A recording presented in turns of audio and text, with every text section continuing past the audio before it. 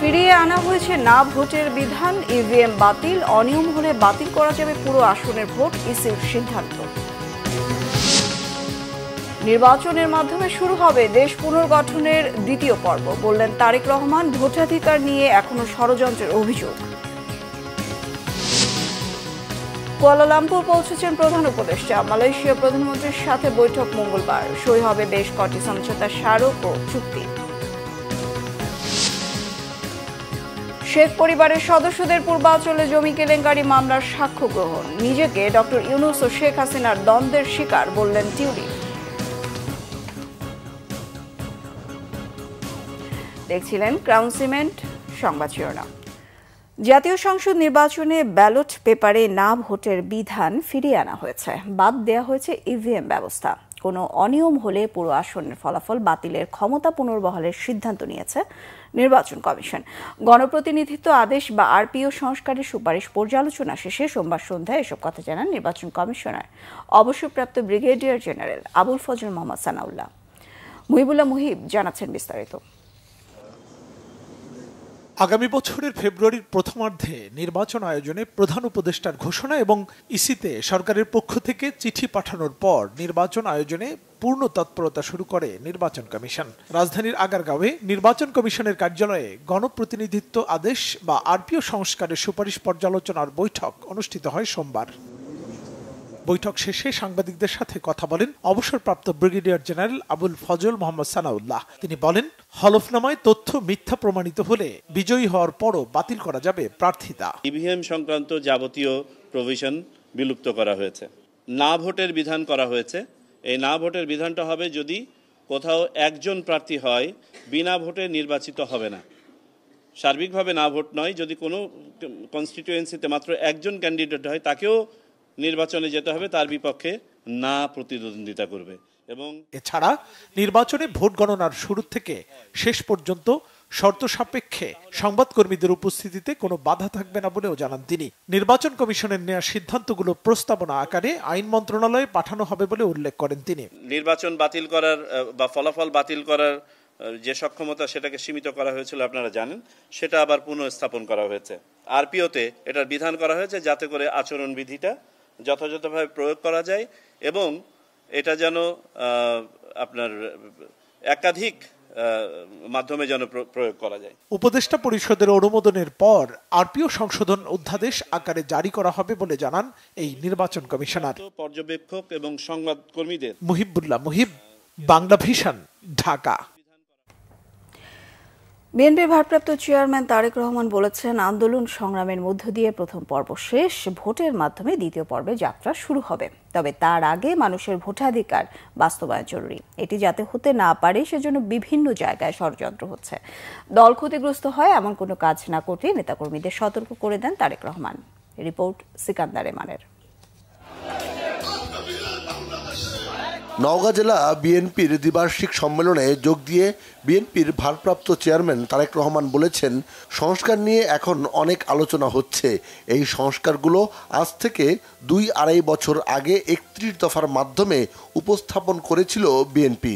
তারেক রহমান জানান, জনগণের দাবি আদায়ে গত 1 দশকেরও বেশি সময় বিএনপি মাঠে ছিল। বহু সহকর্মী গুম, খুন, নির্যাতনের শিকার হয়েছে বলেও জানান তিনি। আন্দোলন বলুন, সংগ্রাম বলুন, যুদ্ধই বলুন, যেভাবেই বলুন না কেন, সেটির একটি পর্ব শেষ হয়েছে। এখন দ্বিতীয় পর্ব শুরুর পালা। দ্বিতীয় পর্ব কি? যেই দাবি আমরা করে আসছিলাম গত 1 যুগেরও বেশি সময় ধরে, কি ছিল সেই দাবি? সেই দাবি ছিল জনগণের রাজনৈতিক অধিকার প্রতিষ্ঠার দাবি, অর্থাৎ জনগণের দেশ এই বাংলাদেশ। কাজে এই দেশের মালিক এই দেশের 20 কোটি জনগণ। এই দেশের 20 কোটি জনগণের অধিকাংশ জনগণ যেভাবে মনে করবে দেশ সেভাবেই পরিচালিত হবে। মানুষের ভোটের অধিকার বাস্তবায়ন যাতে না হতে পারে সেজন্য বিভিন্ন জায়গায় ষড়যন্ত্র হচ্ছে বলে জানান তারেক রহমান। আগামী নির্বাচন অনেক কঠিন হবে, 1 বছর আগে বলা এই কথাটি মনে করিয়ে দেন বিএনপির ভারপ্রাপ্ত চেয়ারম্যান। প্রত্যেককে আমাদের সচেতন থাকতে হবে, আমাদের দ্বারা যাতে এমন কোনো কাজ না হয় শুধু নওগাঁ না 64টি জেলার 872,000 গ্রামের প্রত্যেকটি নেতাকর্মীকে সচেতন থাকতে হবে এমন কাজ যাতে না হয়, যাতে করে দল ক্ষতিগ্রস্ত হয়, জনগণের আস্থা বিশ্বাস নষ্ট হয়। একই সাথে আপনাদেরকে খেয়াল রাখতে হবে, মামলা আপনারা খেয়েছেন স্বৈরাচারের সময়, অত্যাচার নির্যাতনের শিকার আপনারা হয়েছেন। আপনার পিছে কিন্তু এখন অনেক ঘুঘু ঘুরঘুর ঘুরঘুর ঘুরঘুর করছে। এই ঘুঘুদের প্রতি খেয়াল রাখতে হবে। এই ঘুঘুরা কারো না, এই ঘুঘুরা শুধু নিজের স্বার্থ বুঝে। তারা আসবে, তারা আপনাকে ব্যবহার করবে, তারা আপনার সুনাম নষ্ট করবে, নিজেদের স্বার্থ অধিকার করবে। তারা দলের সুনাম নষ্ট করবে, নিজেদের স্বার্থ অধিকার করবে, আবার সুসুর করে দুঃসময় দেখলে তারা পালিয়ে যাবে। এই ঘুঘুরা যাতে আসতে না পারে, এই দলের স্বার্থকে নিজের স্বার্থে ব্যবহার করার জন্য সুযোগ না পায়, এই খেয়াল আপনাদেরকে রাখতে হবে। শহীদ রাষ্ট্রপতি জিয়াউর রহমানের আদর্শের প্রতিটি সৈনিককে আপন ভাই বোনের মতো থাকার নির্দেশনাও দেন তারেক রহমান। সিকান্দার রেমান, বাংলা ভিশন, ঢাকা। 3 দিনের সফরে মালয়েশিয়ায় পৌঁছেছেন প্রধান উপদেষ্টা ডক্টর মোহাম্মদ ইউনূস। স্থানীয় সময় সন্ধ্যা 7:50 মালয়েশিয়ার কুয়ালালামপুর বিমানবন্দরে পৌঁছান প্রধান উপদেষ্টা। বিমানবন্দরে তাকে গার্ড অব অনার প্রদান করা হয়। বিমানবন্দরে প্রধান উপদেষ্টাকে স্বাগত জানিয়েছেন মালয়েশিয়ার স্বরাষ্ট্রমন্ত্রী সাইফুদ্দিন নাসুসেন ইসমাইল। রাষ্ট্রীয় সফরে অভিবাসন ও বিনিয়োগ অগ্রাধিকার পাবে বলে প্রধান উপদেষ্টার প্রেস উইং থেকে জানানো হয়েছে। আজ মালয়েশিয়ার প্রধানমন্ত্রী আনোয়ার ইব্রাহিমের সঙ্গে প্রধান উপদেষ্টার দ্বিপক্ষীয় বৈঠক হবে। বৈঠকের পর দুদেশের মধ্যে এলএসজি, পেট্রোলিয়াম সরবরাহ সহ বেশ কিছু সমঝোতা স্মারক ও চুক্তি হওয়ার কথা রয়েছে। এছাড়া 13 আগস্ট ডক্টর ইউনূসকে মালয়েশিয়ার ইউনিভার্সিটি কেবাংসাং সম্মানসূচক ডিগ্রি দেবেন। এর আগে সোমবার দুপুর 2টায় হযরত শাহজালাল আন্তর্জাতিক বিমানবন্দর থেকে বাংলাদেশ এয়ারলাইন্সের একটি বিমানে ঢাকা ত্যাগ করেন প্রধান উপদেষ্টা।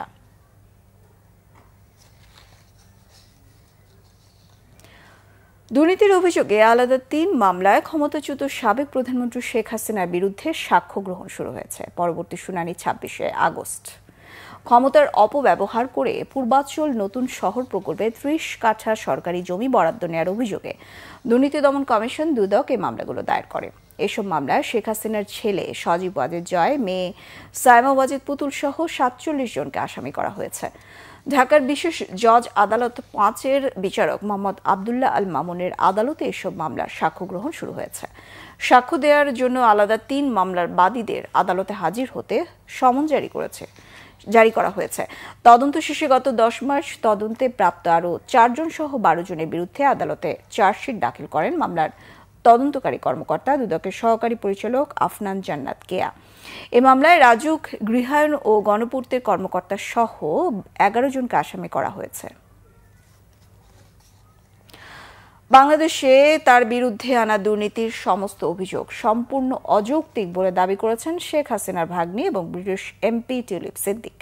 তার দাবি, বাংলাদেশের রাজনৈতিক প্রেক্ষাপটে তিনি ক্ষতিগ্রস্ত হয়েছেন। ব্রিটিশ সংবাদ মাধ্যম দ্য গার্ডিয়ানকে দেয়া এক সাক্ষাৎকারে টিউলিপ বলেন, শেখ হাসিনা ও ডক্টর মোহাম্মদ ইউনূসের রাজনৈতিক দ্বন্দ্বের শিকার তিনি। বলেন, নিঃসন্দেহে বাংলাদেশে কিছু মানুষ অপকর্ম করেছে, তাদের শাস্তি হওয়া উচিত, তবে তিনি এসবের মধ্যে ছিলেন না। তার বিরুদ্ধে মামলা প্রসঙ্গে এক প্রশ্নের জবাবে টিউলিপ বলেন, আইনি সহায়তার প্রস্তুতি চলছে, আইনজীবীর পরামর্শে পরবর্তী পদক্ষেপ নেওয়া হবে। গেল বছর জুলাই গণঅভ্যুত্থানের পর অর্থ পাচারের সহায়তা এবং লন্ডনে আওয়ামী লীগের নেতাদের কাছ থেকে নানা সুবিধা পাওয়ার অভিযোগ ওঠে টিউলিপ সিদ্দিকের বিরুদ্ধে। এরপরে অভিযোগগুলো আমলে নিয়ে তদন্ত শুরু করে দুর্নীতি দমন কমিশন দুদক।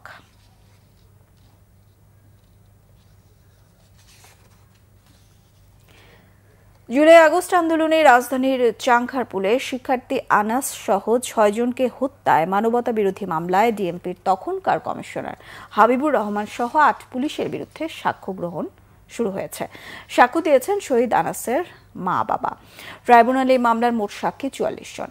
সূচনা বক্তব্যে হত্যাকারীদের সঠিক বিচার চেয়েছেন চিফ প্রসিকিউটর। আরও জানাচ্ছেন নাবিল জাহাঙ্গীর। 24 আগস্ট বৈষম্য বিরোধী ছাত্র আন্দোলনের মার্চ টু ঢাকা কর্মসূচি ঠেকাতে রাজধানীর বিভিন্ন জায়গায় গুলি চালায় পুলিশ। ফ্যাসিস্ট পতনের ওই দিনটিতে চানখারপুলে গুলি চালিয়ে শিক্ষার্থী আনাস সহ 6 জনকে হত্যা করা হয়।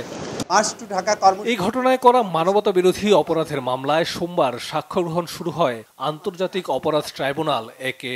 আজকে প্রথম সাক্ষ্য গ্রহণ হচ্ছে এবং প্রথম সাক্ষী দিচ্ছেন শহীদ শাহরিয়ার খান আনাসের বাবা এবং মা। এবং এরপরে যারা প্রত্যক্ষদর্শী আছেন একের পর এক সাক্ষ্য দিতে থাকবেন। আমরা শুধু এই মেসেজটা দিতে চাই, যারা মনে করেছিলেন যে বাংলাদেশে গণহত্যা চালিয়ে পার পাওয়া যাবে, যারা মনে করেছিলেন পরবর্তীতে প্রতিবিপ্লব ঘটাবেন অথবা অন্য কোনোভাবে এই বিচারটাকে বানচাল করার চেষ্টা করা যাবে, তাদের জন্য ক্লিয়ার মেসেজ, যারা অপরাধ করেছেন তারা কেউ ছাড় পাবেন না। সূচনা বক্তব্যে চিফ প্রসিকিউটর জানান, ফ্যাসিস্ট শেখ হাসিনার হুকুমে এদিন গুলি চালাতে নির্দেশ দিয়েছিলেন সাবেক ডিএমপি কমিশনার হাবিবুর রহমান। প্রত্যক্ষদর্শী সাক্ষী, শহীদ পরিবারের সদস্যরা, যারা মামলার ভিকটিম, যারা আহত হয়েছেন, যারা ঘটনাস্থলে প্রেজেন্ট ছিলেন, তারা সাক্ষী দিবেন। মামলার নানা রকমের ভিডিও এভিডেন্স, ভিডিও ফুটেজ, সেগুলোই মামলার অকাট্য দলিল প্রমাণ। এর বাইরে ডিএমপির কমিশনার ওয়্যারলেসের মাধ্যমে অধস্তন অফিসারদেরকে কিভাবে চাইনিজ রাইফেল ব্যবহার করে বিক্ষোভকারীদের গুলি করে হত্যা করার নির্দেশ দিয়েছিলেন, সেগুলো আমরা জব্দ করে আদালতে উপস্থাপন করেছি। এই মামলার ৮ আসামির মধ্যে গ্রেপ্তার ৪ আসামিকে সকালে ট্রাইব্যুনালে হাজির করা হয়। হাবিবুর রহমান সহ বাকি ৪ আসামি পলাতক। নাবিল জাহাঙ্গীর, বাংলা ভিশন, ঢাকা। নির্বাচনকে কেন্দ্র করে ৮০,০০০ সেনাবাহিনীর সদস্য মাঠে থাকবে বলে জানিয়েছেন স্বরাষ্ট্র উপদেষ্টা জাহাঙ্গীর আলম চৌধুরী। কেরানীগঞ্জে ঢাকা ৩ সংসদীয় আসনের ভোট কেন্দ্র তেঘরিয়া উচ্চ বিদ্যালয় পরিদর্শন শেষে ব্রিফিংয়ে স্বরাষ্ট্র উপদেষ্টা একথা জানান। স্বরাষ্ট্র উপদেষ্টা বলেন, আগামী জাতীয় নির্বাচনে তরুণ ভোটারদের জন্য আলাদা বুথ থাকবে। এবারে নির্বাচন যেন উৎসব মুখর ও সুশৃঙ্খল পরিবেশে অনুষ্ঠিত হয়, সেজন্য সর্বাত্মক প্রস্তুতি নেওয়া হচ্ছে।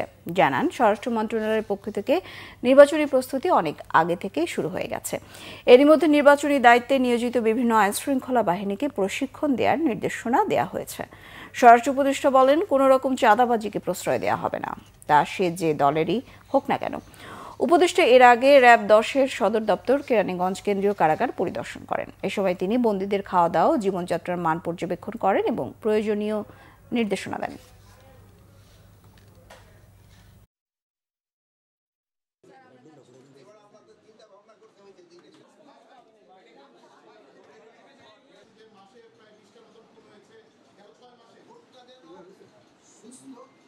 শান্তিপূর্ণভাবে হয় এবং একটা উৎসব মুখর পরিবেশ হয়। এই জন্য আমাদের সব ধরনের প্রচেষ্টা থাকে। আপনারা জানেন যে ইলেকশনটা কিন্তু নির্ভর করে অনেকগুলি ফ্যাক্টরের উপর। প্রথম ফ্যাক্টর হলো যারা নির্বাচনে অংশগ্রহণ করে এবং নির্বাচনে যারা অংশগ্রহণ করতেছে তারা যদি চায় নির্বাচনটা শান্তিপূর্ণভাবে হোক, তবে কিন্তু নির্বাচনটা শান্তিপূর্ণভাবে করা। র্যাব থাকবে কি থাকবে না সে বিষয় নিয়ে এই মুহূর্তে ভাবছে না বাহিনীটি। র্যাব বিলুপ্তির বিষয়ে সিদ্ধান্ত নেবে সরকার, জানিয়েছেন সংস্থাটির মহাপরিচালক AKM শহীদুর রহমান। তিনি আরও বলেন, আগামী নির্বাচনে সরকার ও নির্বাচন কমিশন যেভাবে চাইবে সেভাবেই কাজ করবে র্যাব। নির্বাচনী পরিবেশ দিন দিন ভালো হচ্ছে বলে দাবি করেন AKM শহীদুর রহমান। লুট হওয়া অস্ত্র, গোলা বারুদ উদ্ধারে সংস্থাটি মাঠে তৎপর রয়েছে বলেও জানান র্যাবের মহাপরিচালক। এর আগে রাজধানীর কারওয়ান বাজারে দেশব্যাপী নিষিদ্ধ পলিথিন উৎপাদন, পরিবহন ও বিপণন রোধে বাজার পরিদর্শন ও সচেতনতা কার্যক্রম পরিচালনা করেন তিনি।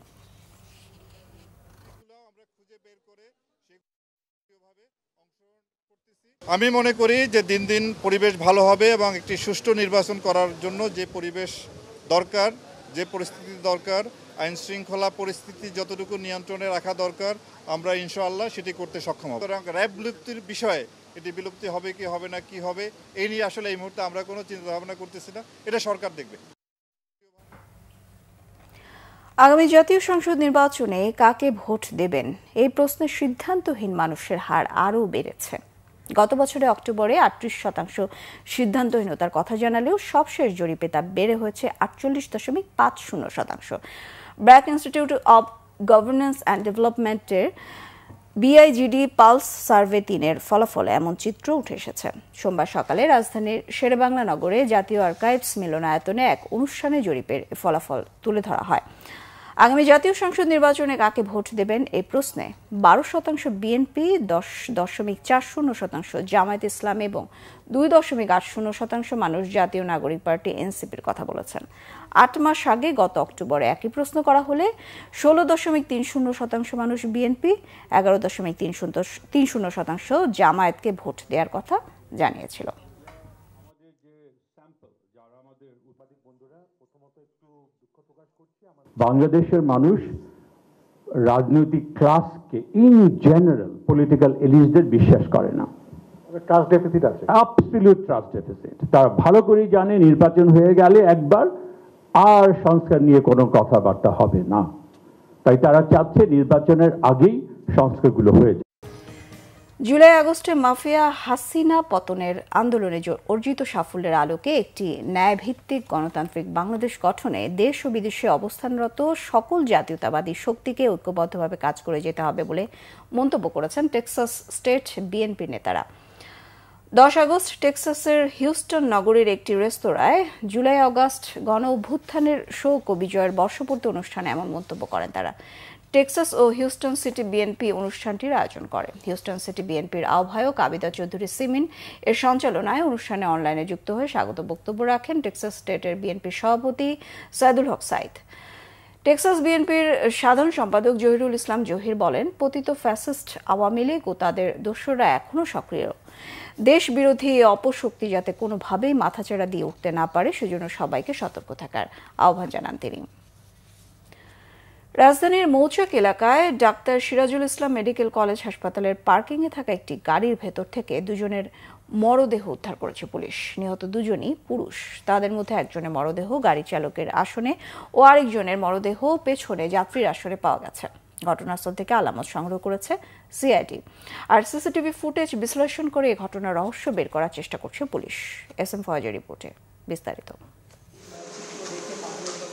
10 আগস্ট ভোর 5:40 সিসিটিভির ফুটেজে দেখা যায় ধীরে ধীরে বেজমেন্টে ঢুকছে একটি সাদা প্রাইভেট কার। এ সময় গাড়িটির ভেতরে ছিলেন 3 জন। গাড়ির মালিক সৌরভ, চালক জাকির ও সঙ্গী নিজাম। গাড়ি পার্ক করে বেরিয়ে যান মালিক সৌরভ। ঘন্টার পর ঘন্টা একই জায়গায় দাঁড়িয়ে থাকা গাড়িটি নজরে আসে Sirajul Islam medical college and হাসপাতালের নিরাপত্তা কর্মীদের। কাছে যেতেই ভেতর থেকে বেরিয়ে আসে দুর্গন্ধ। 12 ঘন্টা 24 ঘন্টা যখন পেরিয়েছে গাড়িটা কেন যাচ্ছে না, তখন আমরা রেজিস্টার খাতায় চেক করি দেখে যে আজকে আমাদের সিকিউরিটি ইনচার্জ উনি নিজে গিয়ে ওখানে দেখলো যে 2 জন লোক শুয়ে আছে। তখন আমি তাদেরকে বাইরে থেকে ডাক দেওয়ার পরে তারা কোনো সাড়া দেয় না দেওয়ার পরে যখন আমি দরজার ধরে টান দিই তখন পিছনের দরজাটা খুলে যায়। যাওয়ার পর আমি ওনাদের ডাকার চেষ্টা করি, ডাকার পর দেখি কোনো সাড়া দিচ্ছে না। হাসপাতালের রেকর্ড বইয়ের তথ্য অনুযায়ী রবিবার ভোরে গাড়িটি গ্যারেজে প্রবেশ করে। এরপর থেকে সেটি বেজমেন্টে ছিল। পুলিশকে জানাইছি, পুলিশ এসে দেখছে এবং তারা ডেড বডি নিয়ে গেছে। তারা দেখবে এটাকে, তারা ইনভেস্টিগেশন করবে, ওরা বলতে পারবে কি হয়েছে। হ্যাঁ, সিসিটিভি দেখছে ওরা, দেখে ওরা যে পয়েন্টগুলো দরকার সেগুলো ওরা নিচ্ছে। খবর পেয়ে ঘটনাস্থলে আসে র্যাব, পুলিশ ও সিআইডি। গাড়ির ভিতর থেকে বের করা হয় দুজনের লাশ। হত্যা না অপমৃত্যু সে বিষয়ে তদন্ত করছে পুলিশ। 2টা অজ্ঞাতনামা লাশের আমরা শনাক্ত করতে পেরেছি। আমরা বাদবাকি আমরা সিসি ক্যামেরা থেকে শুরু করে আমাদের যে টুলসগুলো আছে আমরা ব্যবহার করে আমরা এটা ফুল থরলি একটা ইনভেস্টিগেশন করতেছি। করার পরে আসলে বুঝতে পারবো এটার কি হয়েছে। তাহলে 3 জন ছিল না? হ্যাঁ, ওই গাড়িতে যখন আসে তখন 3 জন ছিল, মালিক ছিল আর এই 2 জন ছিল। তো আমরা মোটামুটি ক্যালকুলেশন করে দেখলাম 30 থেকে 32 ঘন্টা তারা এই গাড়ির ভিতরে ছিল। তো এইটার কারণে একটু লাশটা একটু ডিকম্পোস্ট হয়ে গেছে বা একটু অন্যরকম হয়ে গেছে। এটার কারণে বোঝা মুশকিল। তবে পোস্টমর্টমে গেলে হয়তো ডাক্তাররা দেখলে বুঝতে পারবে যে কোথাও অন্য কোনো ঝামেলা আছে কিনা। মেডিকেল হাসপাতালের বেজমেন্টে রহস্যজনক লাশ উদ্ধারের ঘটনায় আতঙ্ক ছড়িয়ে পড়ে গোটা এলাকায়। এসএম ফয়েজ, বাংলা ভিশন, ঢাকা। দিনের শুরুটা ভালো হলেও শেষ পর্যন্ত সূচক কমার মধ্য দিয়ে সপ্তাহের দ্বিতীয় কার্যদিবস শেষ করেছে দেশের 2 শেয়ার বাজার, ঢাকা স্টক এক্সচেঞ্জ ডিএসসি ও চট্টগ্রাম স্টক এক্সচেঞ্জ সিএসসি। সোমবার সূচকের উত্থানের মধ্য দিয়ে লেনদেন শুরু হয় দেশের প্রধান শেয়ার বাজার ডিএসসিতে। লেনদেন শুরুর আধা ঘন্টায় ডিএসসি সাধারণ সূচক ডিএসসি এক্স আগের দিনের চেয়ে বাড়ে 36 পয়েন্ট। তবে 11:15 পর সূচক ওঠানামা শুরু হয়। এরপর ধীরে ধীরে সূচক নিচের দিকে নামতে থাকে। দিন শেষে ডিএসসি সাধারণ সূচক 6 পয়েন্ট কমে দাঁড়িয়েছে 5344 পয়েন্টে। হাত বদল হওয়া কোম্পানির শেয়ার ও ইউনিটের মধ্যে দাম বেড়েছে 121টির, কমেছে 201 ও অপরিবর্তিত রয়েছে 83টির। লেনদেন হয়েছে 610 কোটি 86 লাখ টাকা শেয়ার ও ইউনিট। সংবাদ শেষ করব ক্রাউন সিমেন্ট শিরোনামগুলো আরো একবার জানি। ফিরিয়ে আনা হয়েছে না ভোটের বিধান। ইভিএম বাতিল, অনিয়ম হলে বাতিল করা যাবে পুরো আসনের ভোট, ইসির সিদ্ধান্ত। নির্বাচনের মাধ্যমে শুরু হবে দেশ পুনর্গঠনের দ্বিতীয় পর্ব, বললেন তারেক রহমান। ভোটাধিকার নিয়ে এখনো ষড়যন্ত্রের অভিযোগ। কুয়ালালামপুর পৌঁছেছেন প্রধান উপদেষ্টা। মালয়েশীয় প্রধানমন্ত্রীর সাথে বৈঠক আজ। সই হবে বেশ কটি সমঝোতা স্মারক ও চুক্তি। শেখ পরিবারের সদস্যদের পূর্বাঞ্চলে জমি কেলেঙ্কারি মামলার সাক্ষ্য গ্রহণ। নিজেকে ডক্টর ইউনূস ও শেখ হাসিনার দ্বন্দ্বের শিকার বললেন টিউলিপ। এই ছিল এখনকার মতো। পরের সংবাদ সকাল 7:30টায় দেখার আমন্ত্রণ রইল। এছাড়া বাংলাভিশন সংবাদ ও সংবাদ সংশ্লিষ্ট অনুষ্ঠান দেখতে ভিজিট করুন www.bbnews24.com ও facebook.com/banglavisionnews। সাবস্ক্রাইব করুন youtube.com/banglavisionnews। সঙ্গে থাকায় ধন্যবাদ সবাইকে।